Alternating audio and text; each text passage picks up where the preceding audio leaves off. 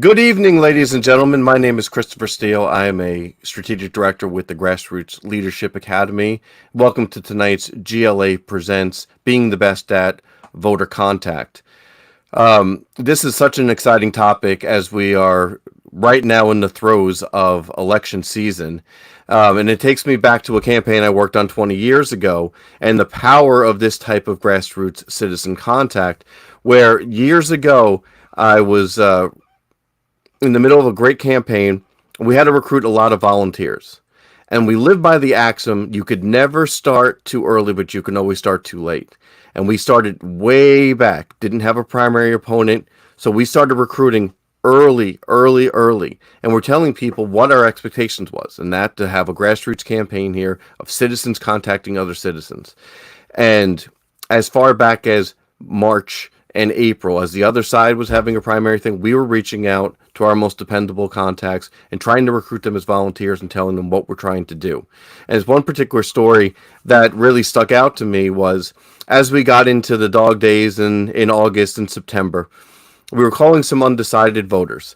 And in this discussion, I witnessed one of my best volunteers by far convert somebody in 30 seconds.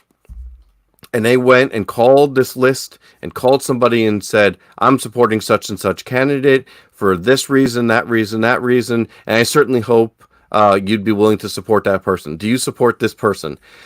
And they said, I don't know about that. The main thing is, I don't think you know me. You don't really get me. You don't get my situation. And the volunteer looked down, looked at at where this person lived and said, oh, actually, our children go to the same school, and I live over here and you live over there. We live within a few, less than a mile away from each other. And they had a brief talk in that 30 seconds of that person showing, I understand you, I care about you, and this is why I think this candidate's going to help you. And by the end of that phone call, in about 30 seconds, it went from, I'm not sure, I don't get you, I don't really trust you, understand you, to, I'll support this candidate, you have my vote. And you have my spouse's support. And that's something that we'll talk about in a few minutes, the spillover effect, how this can have not just a positive effect on the person you're directly talking to, but a spillover effect to other people who live within the household. When it comes to citizen contact, there's really two types of citizen contact. The first type is called direct citizen contact, and that's the one that most people know of and think of as grassroots. Going door to door, making phone calls. Then phone calls can be volunteer phone banks, commercial phone banks, that type of thing, or text messages. That type of direct voter contact, citizen contact, and that could be especially geared and personalized for the person you're talking to. The next kind is called indirect voter contact. This is things like signs, mailers that are done, TV, radio ads, social media campaigns. They can't be specified specifically to you. You can have direct mail that you can make that way, but I'm talking about a more generic flyer that's going out to people. And you can make it specific to try to target groups, but not super personalized to the person that you're talking to. And there's these two types, and a lot of times I think we depend on the great economist Thomas Sowell here for some information. And one of the things that he says is there's no solutions, only trade-offs. And if you're running a citizen contact campaign, you may not have all the time in the world. You certainly don't. You may not have all the money in the world to use all the things that you may want to, all the signage, all the amount of time to walk and knock all these doors. So we really have to make sure that when we're talking to figuring out what our plan is, it's not direct is only good and indirect is bad. These are different arrows in the quiver. I think direct voter contact, direct citizen contact does have a lot of pros to it, making it more personalized, but it has some negatives. So we have to weigh those different trade-offs here. Some of those trade-offs would be, I got to find all these volunteers. It's going to be a lot of hard, intensive work. And somebody who may be more comfortable on the phone may not be as comfortable walking door to door, or may physically can't. Somebody who's maybe a more elderly person, they're willing to help your campaign, and that's a great thing, but they may not be able to go door to door, but they'll do the phone. So those are different kind of trade-offs that you have to work with. One of the great presidents in our history, Abraham Lincoln, came up with what we call the Lincoln Four Step. And this is a voter turnout plan that he talked about that really still works to this day.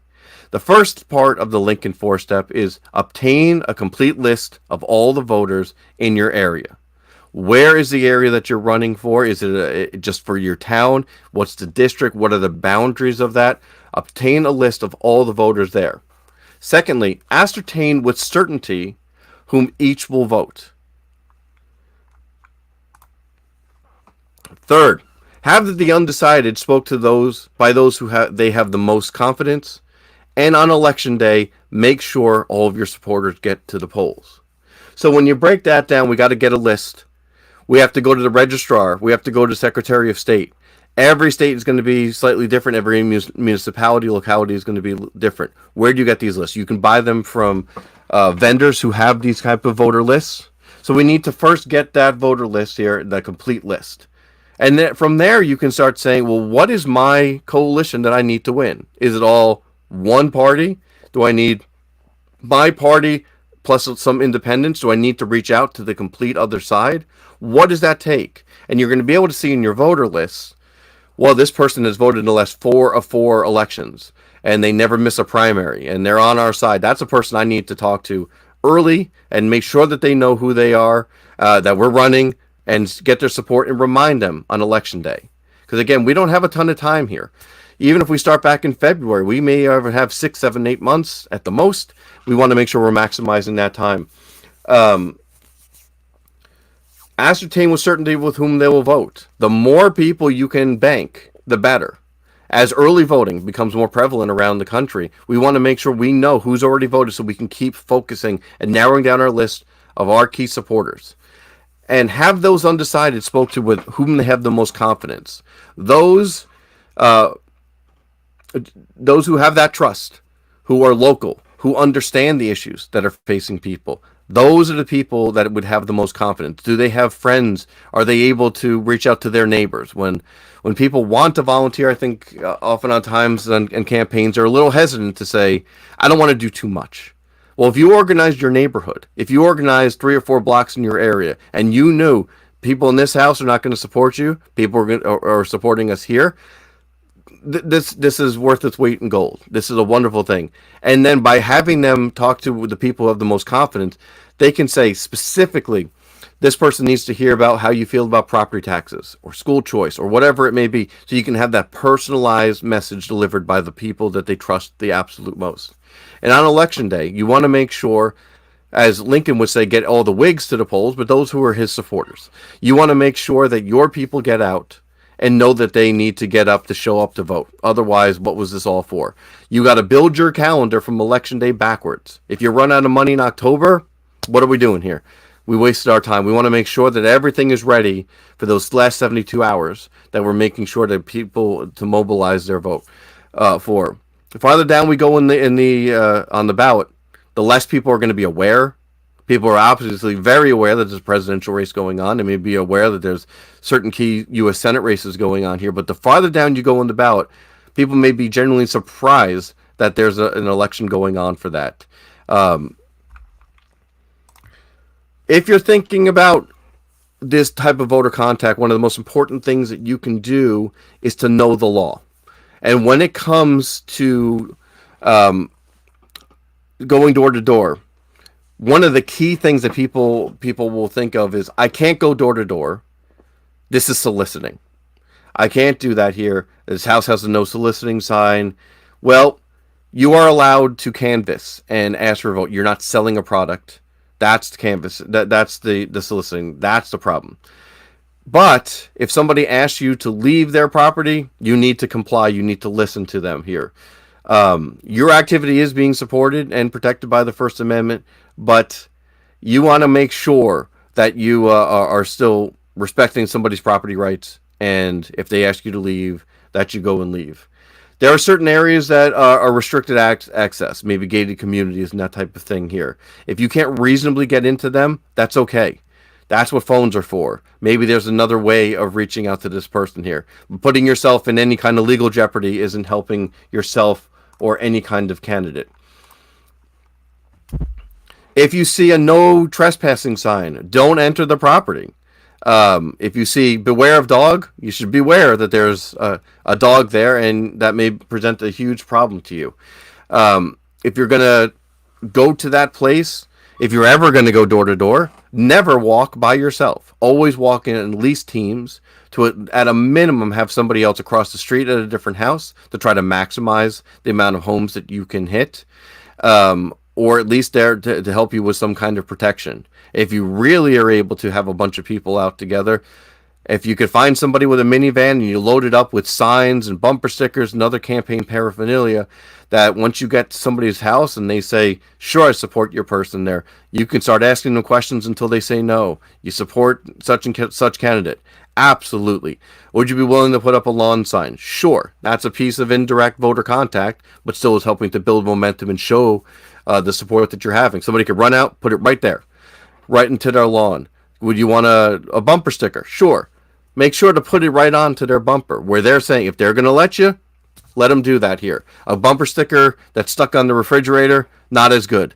It's better on the bumper itself here.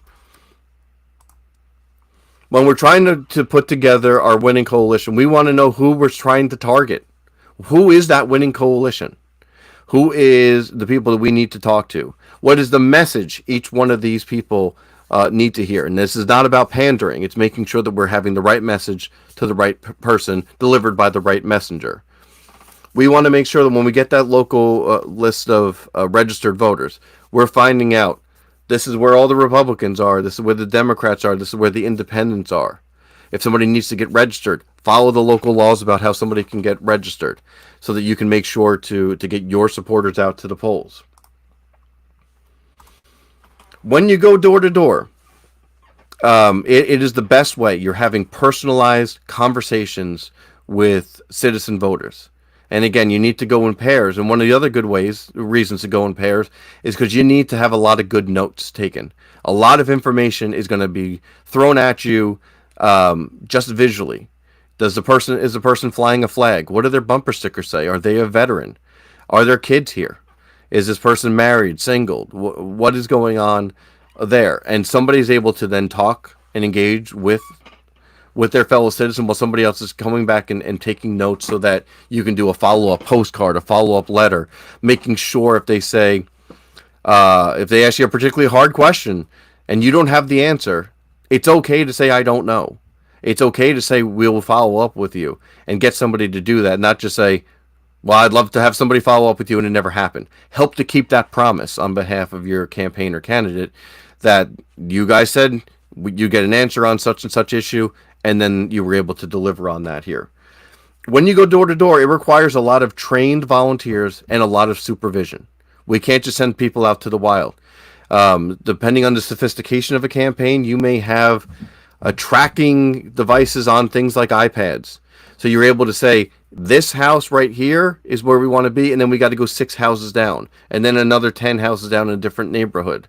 The average person can do about 6 houses in an hour. So it's very intense. And if you're saying I need to get X number of thousands of doors knocked and I can get one person do 6 an hour, well, you can't just do that during the middle of the week because people may not be home. But you may say, well, there's a bit of an older crowd. So you have to kind of learn how to break that down. If we're going to be doing Saturdays, you need to understand when people are going to be around. What else is going on? Are you going to be walking in the middle of college football? Are you walking on Sundays?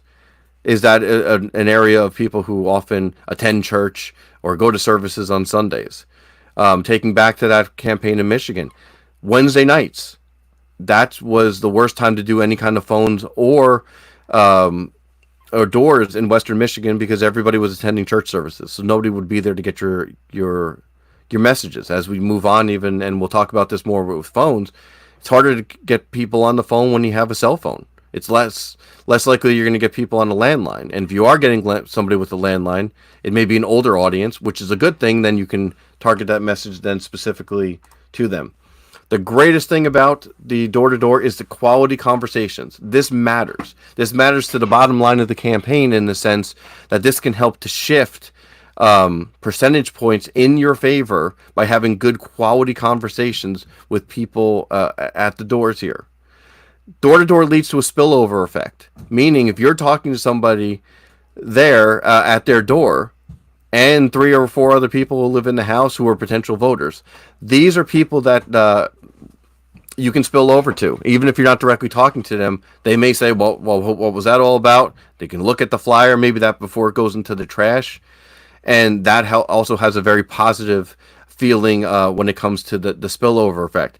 There's a great book out called Get Out the Vote by Green and Gerber that breaks down a lot of the information that I'm talking about tonight and goes back and supports it with actual research that's been done in the field and talks about the amount of percentage points and positive things that these type of direct voter contact does have on the bottom line. In years past, they've shown that those kind of door-to-door conversations can have up to a 7.2 percentage swing when it comes to the bottom line of your percentage points.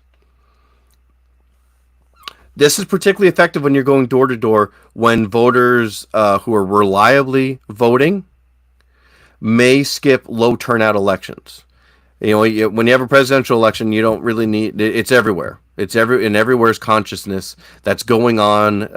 It's on the news. It's on the internet. It's in your X feed. It's every place. But when it comes to lower turnout elections, down ballot thing, your local mayor, council, supervisor here, this is particularly effective to get a lot of people drawn out to vote for your cause.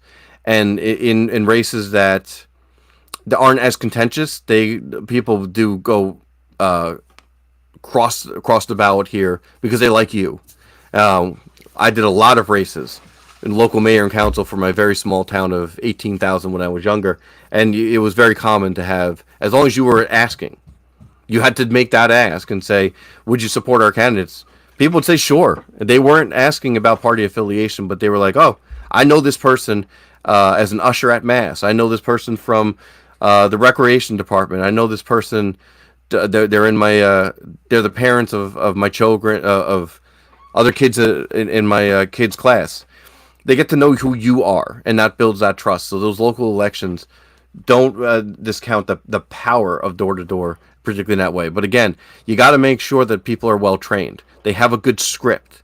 And even if they have a good script, they can't be robotic about their script. That needs to be conversational. They need to get the spirit of it so that they're talking in a conversational, great way. And that makes a huge difference. It makes the same kind of difference when it comes to phone banking. That kind of conversational script, you can be a robot and be very, hi, my name is, and monotone, and you're going to get hung up on immediately. A good conversational tone can go a long way here. So we all know it's increasingly difficult to reach people by phones. When you're doing the commercial phone banking, you really don't have a lot of cell phone numbers that you can use here. But the volunteer phone banks, as I mentioned at the story at the top, that volunteer phone banks are very effective, but intensive in the sense you got to find a lot of people. You got to find people who are willing to make phone calls. You got to find people who are willing to make good phone calls, who have the capacity to make those good phone calls. When you're making these phone calls, they could be done 30 seconds, 45 seconds, the most a minute. If somebody's taking longer than that, they could have been calling another 3-4 people. It's not a good time. That same campaign, I'll take you back to that campaign in Michigan. I remember somebody saying to me very proudly that they were on the phone with somebody for 20 minutes and they got them to a maybe. And it seems like that person was just out to waste the volunteer's time. In that same time, they could have contacted another 14, 15 other people and maybe had other kind of discussions. You want to try to have as good of a discussion and a friendly conversation as quick as you can. And that's where a lot of that training comes in. And making sure that those kind of phone banks are fun. You as the supervisor are running everything here so people don't have a time to chit chat and walk around and take a 15-minute coffee break. If they need something, you're the person to go get it. They need some more coffee. They need whatever. I did a whole phone bank just geared for high school students years ago based on their desire to have Hot Pockets. And I spent the whole time making sure they were making those phone calls. And they all did about, 100 to 125 contacts. over the course of a few hours, and all it really cost us was a bunch of wonderful Hot Pockets. When it comes to the volunteer phone banks, the effectiveness is you can get one vote per 36 contacts. When you contrast that with the doors, you get one vote for every 17 contacts. So these are very highly effective ways to get people to come to your side here. Excuse me. One of the best things you can do, particularly on phone calls, but you can also do this in person here, is if you express gratitude. Thank you for voting. Thank you for your commitment to voting. Something to that effect here. That helps to increase turnout by 2.4%. Having somebody work out having a plan to vote. Do you have a plan to vote? Asking them that. Well, no. Like, do you plan to vote before you go to work and at such and such place? They having that kind of plan of knowing I'm going to go vote at 7 a.m. at my local voting booth, and I'm going to do it on election day, or I'm going to send it in and on such and such date. If they have a plan to vote, it increases your turnout by 4%. 4%. These small things, gratitude and having a plan to vote, right there is going to impact your bottom line and help you get more votes actually banked for you. On that same topic, grassroots actions like voting creates habits. For every 100 new voters mobilized in a given election, 33 of them will participate in the next election without needing an additional contact. For every 100 new voters, 33 of them will participate in the next election without additional contact. That's amazing. 33% of those people showing up without an additional contact. Oftentimes when we have these discussions here, people say, I'm nervous about going to a door, and everybody is. It's sometimes terrifying showing up at somebody's door and thinking, no matter what time of day I'm going to show up at somebody's door, it's going to be dinner time. It could be 9 o'clock in the morning. It could be 8 o'clock at night. Everybody's having dinner no matter what time you show up. 3 in the afternoon here. But when you're there, what really has the greatest impact is a meaningful conversation. And you're going to ask a question to them about what they think is the most important issue facing your town, your state, the country right now. Or do you support this candidate? Or those kind of questions. But listen to understand, not to respond. And once you understand that, and once you're able to work with them, you'll understand that if you're doing something like repeating the key words that are used by the person that you're talking, that's a technique called mirroring. They can be sharing a concern and you're mirroring that concern back to them. And then you can recognize the meaning of and the feelings in the comments that are being made. That's labeling. So if they say something like, these taxes are too high and it's killing me, you can label it and be like, I hear your frustration. I understand that. Tell me more about the frustration that you're going through. I've had to work a second job. I've had to do things. The economy is killing me. And some of these things are very self-evident to say, well, why is that important to you? So by using things like the mirroring technique, labeling, saying something like, tell me more, they're going to give you all that information and asking, why is that important to you?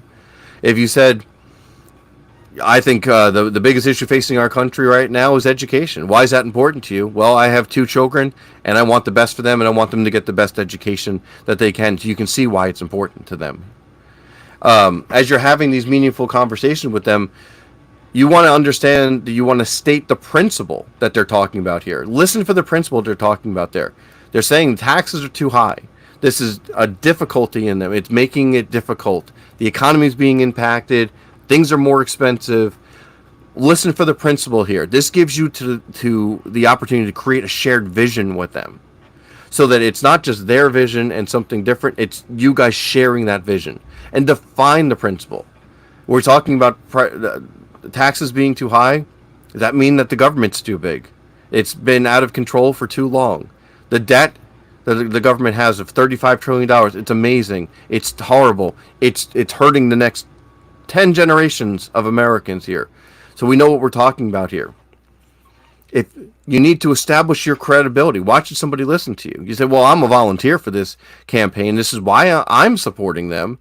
But my job is this. So I get it. I'm a teacher. So I understand what you're talking about there. And that's why I'm supporting this person. So you're sharing your credibility. And then you're creating the common ground so that you can both have skin in the game. So they can understand what's in it for them.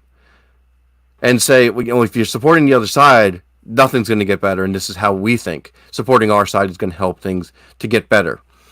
And then connect that principle that you started off with back to your position, which is why our candidate is for cutting taxes, is for school choice, is for ending inflation, whatever it may be. So you're able to have a meaningful conversation, and you got to practice this.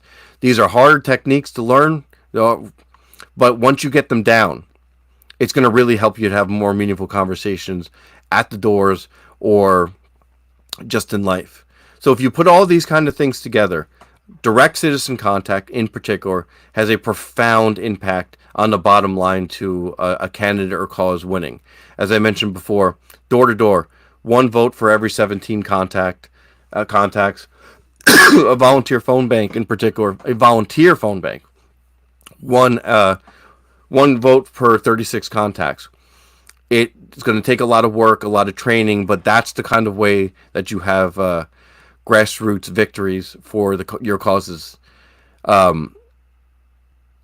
So that is something that we help to train people in here with the Grassroots Leadership Academy. And we do these kind of programs called GLA Presents every third Monday of the month at 7:30. And we certainly hope to see you back next month at this time for another topic. Thank you all very much for listening, and have a good night.